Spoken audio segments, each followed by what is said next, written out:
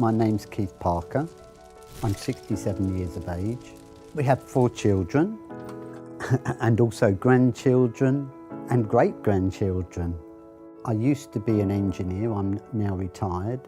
I worked at the same company for 50 years.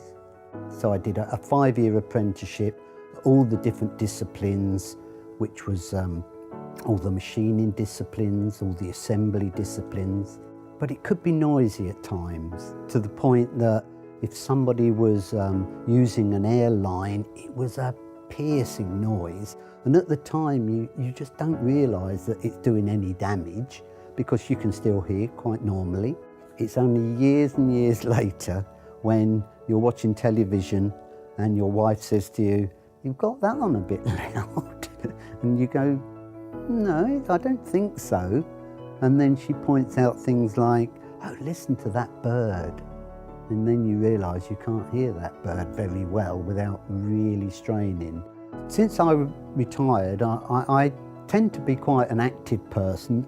I did always want to play more golf. I do like to do things for the family. In my working life, I didn't really feel that there was any damage done to my hearing. It was quite noisy in as much as people didn't just talk quietly. It wasn't an office all the time. So you got used to some people were shouting. There was always this background noise if you walked into the factory. And I suppose it wasn't till I'd come home of an evening, I'd be sitting there watching television, and I would say to my wife, "Can you turn the telly up just a little bit?" And then if my wife wasn't in the room and I've got the television on, Shirley would walk in and say, "Oh, you've got that on a bit loud." And I would think, "Well, not really, I can only just hear it." And then it becomes evident that, yes, there is something that you need to look into because it is loud to other people that don't have any damage done to their ears. If there's a group of people and then somebody goes to talk to me, I have a job differentiating certain speeches. It helps if I'm looking at somebody and look at their mouth and I can think, well, I heard something, I think they said that. We tend to like to go out with friends and have a drink, and it may be a restaurant, and there could be a general hubbub within the pub. I realise that if there is a background noise and somebody is a little bit further away than normal speaking to me, I miss the odd word, and you don't tend to like to say to them, "Can you repeat it?" So you tend to try and guess what they've said, and you realise that you're actually missing out on some of the conversation, and eventually you do have to say to somebody, "Pardon? What did you say?" It can be a little bit embarrassing, actually. Yeah, I went to see a friend of mine a little while ago, and while we're talking, I'm looking, I said, "I think you've got something in your ear." And he goes, "What do you mean?" I said, "Look." And he goes, "That's a hearing aid." I went, "No, that can't be a hearing aid." I said, "It's too small." I said, "It should be like a sort of a suitcase on the back of your ear." And he said, "Well, you can go to the high street Boots." He said, "They'll do the test for you." He said, "And they'll show you not just their own products, a whole range of different ones." So I go to the high street Boots, and it's a very friendly and helpful atmosphere to be in. You realise quite early on that the audiologists, they're friendly, they put you at ease. I was pressing the little button for all the different frequencies.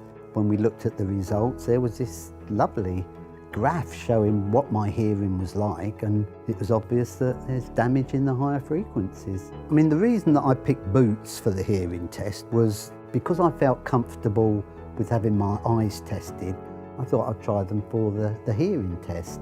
Now I've had my test, it becomes evident that I do require some hearing aids, and the question is the choice. I mean, I don't know one hearing aid from another. I do tend to like techie things, and the audiologist was explaining that there are these new hearing aids out, the Marvel hearing aids. I'd seen them programmed in front of me, put into my ears, and now I could stream my iPhone directly to me. It's not even just like answering a normal phone call, because obviously One, you've got all the sound around you, and then two, you've only got the sound coming in one ear. Now, I answer the call, I have the sound in both ears. Even if there's people talking in the background, I can hear the call perfectly clearly. My wife certainly has noticed the difference, in as much as she can walk into the room and she says, "You've got your hearing aids in." And I say, "How do you know?" She goes, "Because the telly's the normal volume."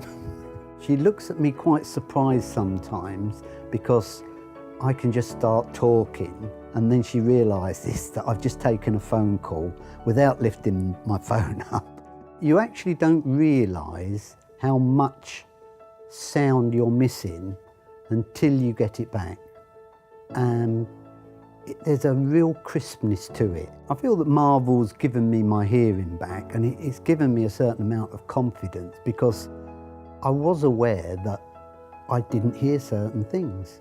Whereas now, I'm quite confident to talk to people, because not only can I hear them, I can probably hear better than they can.